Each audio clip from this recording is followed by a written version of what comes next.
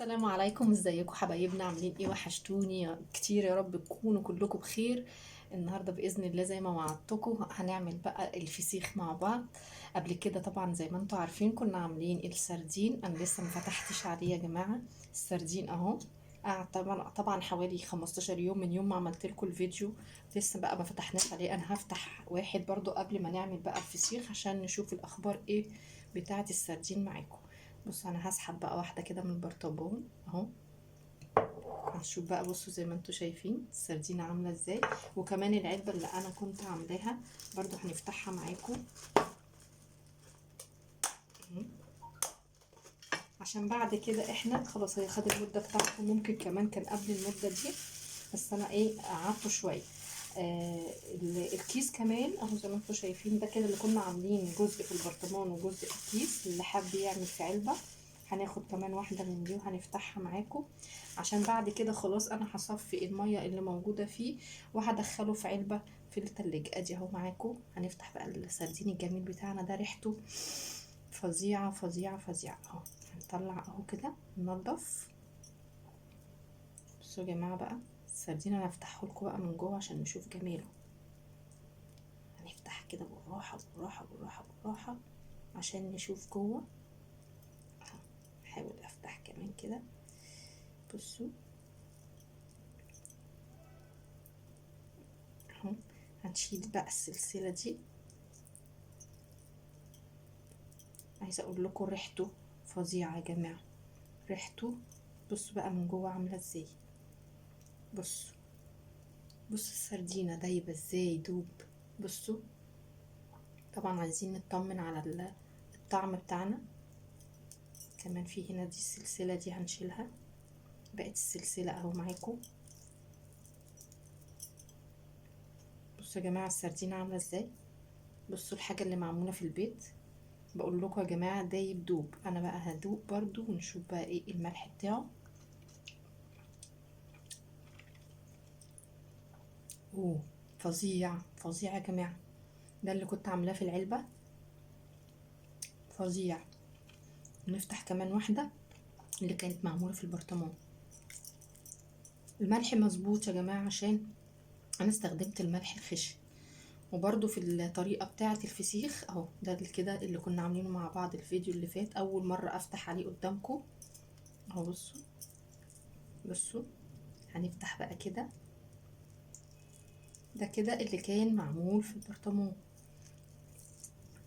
بصوا اهو هنفتح بالراحه كده اهو. بصوا السلسله بتاعته دي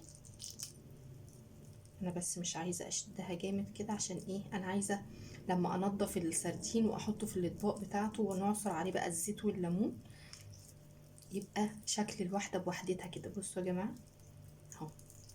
بصوا شكل السردينه عامله ازاي. بصوا الاحمر ده، بصوا الجمال، مستوي جميل مفهوش ريحه الزفاره خالص اهو. اللي معمول في البرطمان كمان ماسك نفسه اكتر واكتر اهو. ناخد بقى حته منه كده بقى، الحته دي كده فظيعه فظيعه اهو. هاخد دي بقى كده وندوقها كمان. يا خرابي، جميله جميله فظيعه. مش حادق قوي ولا حراق قوي، مظبوط. الملح مظبوط. يا رب تكونوا انتوا كمان جربتوه. انا بقى هعمل ايه، هغسل ايدي بقى وندخل على الطريقه بتاعتنا. والسردين ده بقى انا خلاص انا هصفي بقى الميه اللي موجوده اهي فيه. الميه دي كلها هصفيها عشان هنحطه بقى في علبه في التلاجة لغايه ما نيجي ايه نستخدمه. هرجع لكم بقى تاني عشان ندخل بقى على الفسيخ بتاعنا. كده بقى خلاص انا فضيته كله اهوت في علبه. خدت كل اللي كان في البرطمان وفي العلبه اللي انا كنت مخليه فيها اللي في الكيس، فضيتهم اهوت زي ما انتم شايفين. انا خلصت كده خلاص وقت الحدق بتاعهم. عند بقى الاكل بقى انا حطيت خلاص كمان هحط على الوش كده. شوفوا يا جماعه اللون بتاعه عامل ازاي. بصوا لونه تحفه قوي. هنحط بقى على وشه كده شويه زيت اهو، مش كتير يعني، يغطي كده معانا اهو. حبة زيت كده نضيف. هناخد بقى العلبة بتاعتنا دي هنقفلها هنحطها في التلاجة خلاص كده، وهو كده هيتوقف التمليح بتاعه. تمام. هنقفل بقى كده كويس وهنشيلها بقى في التلاجة. هندخل بقى على الطريقة بتاعتنا اللي احنا بقى جايبينها الفسيخ. بصوا بقى انا جبت الفسيخ دوت، بصوا ده كده ما شاء الله الفسيخ بتاعنا. بصوا قد ايه وزن الواحده، بصوا قد ايه. انا سايباه بقى شطفاه من امبارح بالليل ووقفاه كده في المصفى زي ما انتم شايفين عشان يصفي كل الميه بتاعته. قبل طبعا المرحله ديت انا فتحت الخياشيم تحت الحنفيه اول ما جبته على طول من السوق، او فتحت الخياشيم كده وشطفت هنا. اهم حاجه يا جماعه في السمكه كده، دي اللي بشطفها يعني. بصوا مش لا بنفتح الفسيخه او البوري ولا حاجه، ده سمك البوري اللي انتوا طبعا عارفينه اللي بيتعمل فسيخ. بفتح كده الخياشيم تحت الميه وافضل اغسل كده الخياشيم، كل واحده عملت فيها كده. وبعدين وقفته بقى اهو زي ما انتوا شايفين من امبارح في المصفى لحد تاني يوم، وهنبتدي بقى التلميح. دولت حوالي 2 كيلو. بصوا كام سمكة، 1 2 3 4 5، 5 سمكات 2 كيلو. لان ما شاء الله هو كبير، ولازم انتوا وانتوا بتنقوا اللي يتعمل فسيخ عشان يبقى كده عامل زي الزبدة وجميل ويبقى فيه لحم، تنقوه كبير كده. لازم الكيلو يعمل معاكي 5 6 بالكتير، مش اكتر من كده. مش الكيلو، الاتنين كيلو يعملوا 5 6 مش اكتر من كده. يعني احنا ساعات بنجيب البوري الواحدة بتبقى نص كيلو، دولت قطعوا ما شاء الله 2 كيلو، هم اتقطعوا حوالي 1 2 3 4 5 سمكات زي ما انتوا شايفين. دلوقتي بقى ايه المرحلة بقى اللي جاية؟ احنا سايبينه طبعا بيتصفى من امبارح، او انا محضرة معانا بقى طبق كبير كده زي ما انتوا شايفين، ومحضرة الملح الخشن بتاعنا اهو. احط اهو زي ما انتوا شايفين حوالي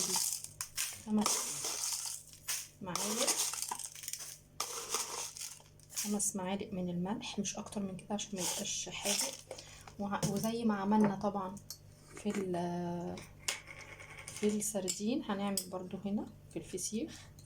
هناخد كده معلقه من الشطه اهي، معلقه من الشطه برضو انا مش عايزاه حراق قوي، نحط بس نملى كده المعلقه شويه كده، معلقه من الشطه. ونفس الحكايه معلقه من الكركم، معلقه بسيطه كده على حرف المعلقه الكبيره زي ما انتوا شايفين.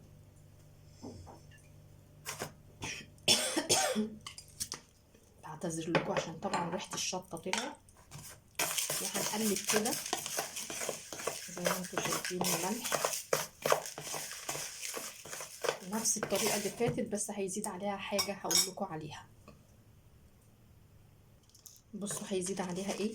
ملح الحبوب اللي هو الحصى بتاعنا، اللي مش ملح الفلفل الحصى بتاعنا، هو ده الزياده بتاعتنا في الطريقه النهارده. للبوري انا لازم بعمل كده زي ما انتوا شايفين، كام واحده كده من الفلفل اهو الحصى ده، حوالي قولوا معلقه، برضو معلقه اكل كده تمام. انا ما حطيتوش اهو كله يعني، انا دوبك بس دوت اللي انا عايزاه تمام. وهنقلب بقى كده معاكم. اهم حاجه بقى الطريقه بتاعتنا ايه الاول. انا هاخد كده زي ما انتوا شايفين البوريه اهو.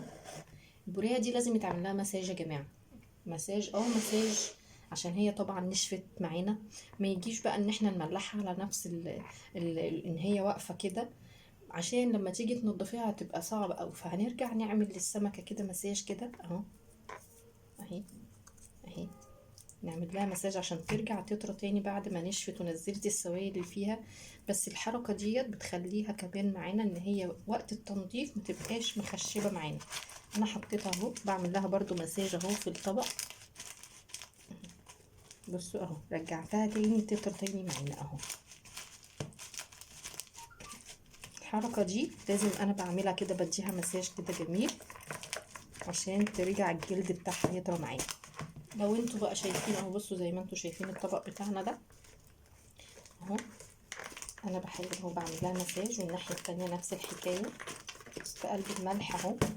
بس اهم حاجه بقى انا بفتح الخياشيم كده بصوا، واجيب من الفلفل الاسود والملح احط بقى كده. بصوا اهم حاجه بقى يعني تزقوا الملح جامد كده في الخياشيم بتاعتها، تبقى طالعه كلها اهو. معاها طبعا الفلفل الحصى. بصوا يا جماعه اهو طريقه الفسيخ بتاعتي اهي، طريقه معتمده بعملها على طول. انا ما بحبش اشتري الفسيخ من بره، الله اعلم بتاع بره ده بيتحط في براميل شكلها ايه، بينشفوه في الشمس. انا اسمع كده ان بينشفوه ساعات في الشمس، ومش عارفين طبعا الحاجه المكشوفه ديت بتبقى عامله ازاي. بصوا الخياشيم بتاعته، اهم حاجه الخياشيم بتاعته تبقى عامله كده، وتحطي فيها الحبوب الحصى اللي هي بتاعه الفلفل. الحبوب دي ليه يا جماعه؟ الحبوب بتاعه الحصى بتاعه الفلفل الاسود دي بتحفظه جدا، بتحفظه جدا جدا. اهو احنا عملنا اهو اول سمكية معانا، هناخد كمان واحدة كمان محضرة. هنعمل برضو مساج تاني بقى اهو، دي كمان عايزة تعمل لها مساج تاني اهو زي ما انتوا شايفين اهو.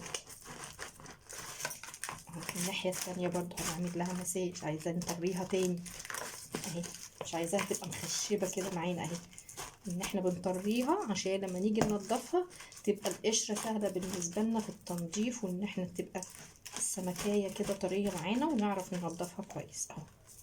بصوا كده اهو عملنا. هنعمل ايه تاني؟ هنفتح برضو نفس الحكاية الخياشيم، وناخد من الملح ده ونحط نكبس كده في الخياشيم بتاعته اهو. الناحية التانية برضو هنفتح الخياشيم اهي، وهناخد من الملح ده الفلفل الاسود. لازم نحط فلفل من الحصى ده في قلبيها، ده ما بيخليش الفسيخ يدوب يا جماعة، يخليه يحتفظ بيه. الملح الخشن ده موجود عند العطار، بتقولي له عايزه نص كيلو زي ما انت عايزه بيديكي.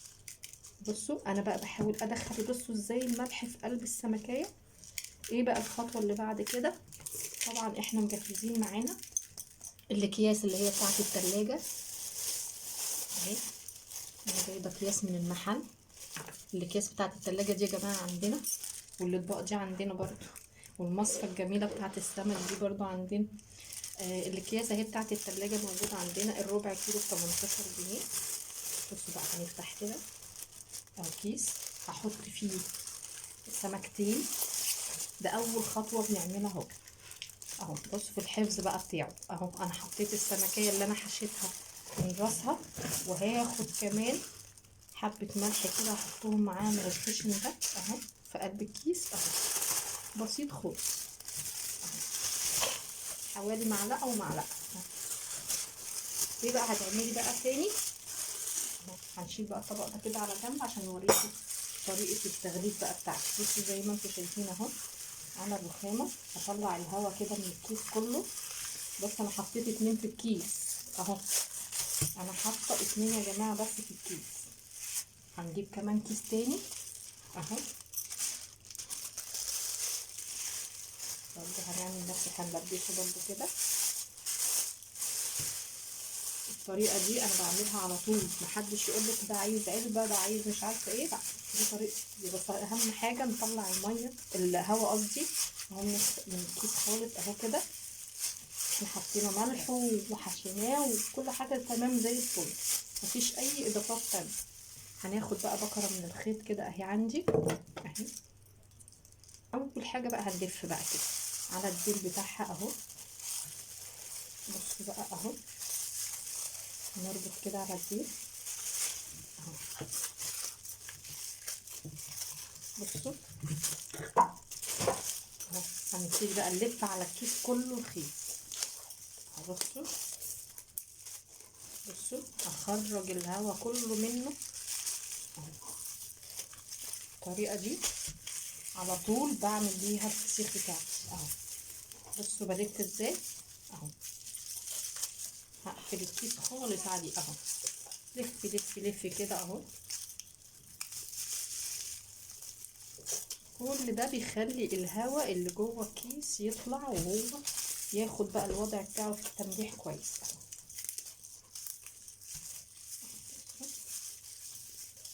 كل ده كده اللفه دي متخلوش يبقى جواه هوا خالص، والملح كمان موجود بتاعه في قلبيها وفي الراس بتاعته اهو.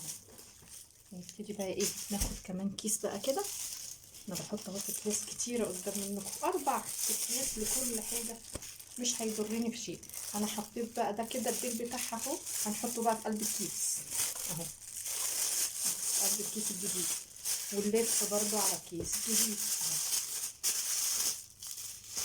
اهو.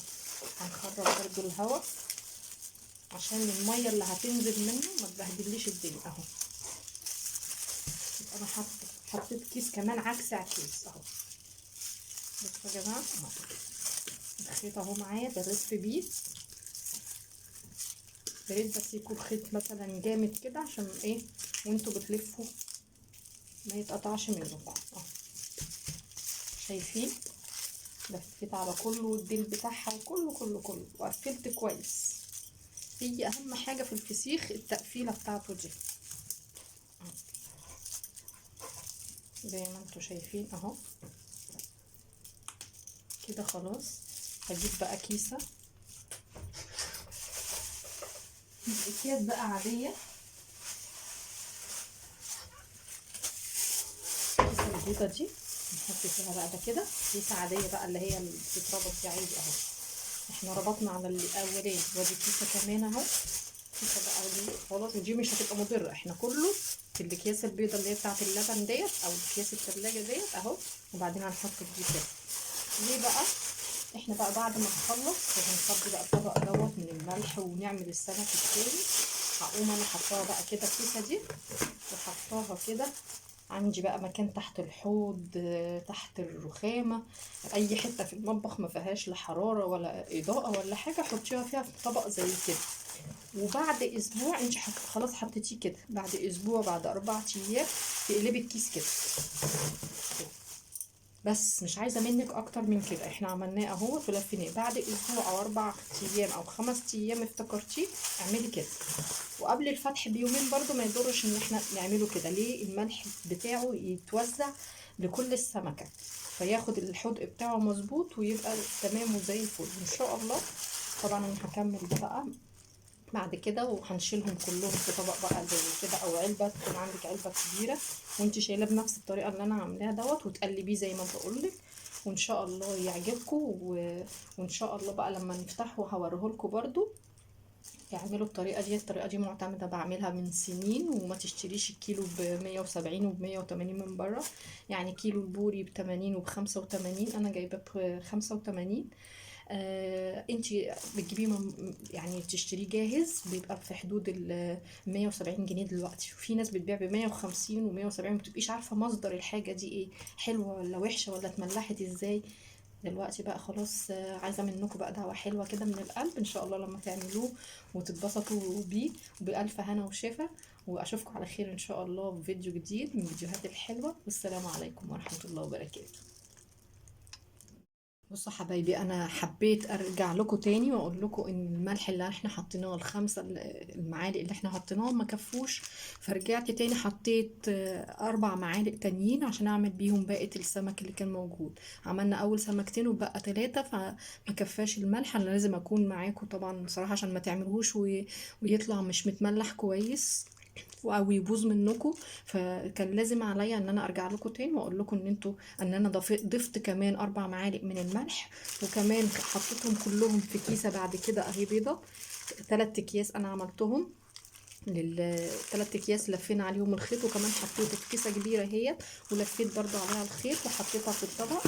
وزي ما اتفقنا بقى ان احنا بعد اسبوع كده هنقلبها بقى الناحيه التانية. يعني خلاص اتملحت الناحيه دي هنبتدي نقلبها على الناحيه التانية عشان ياخد الحدق بتاعه مظبوط.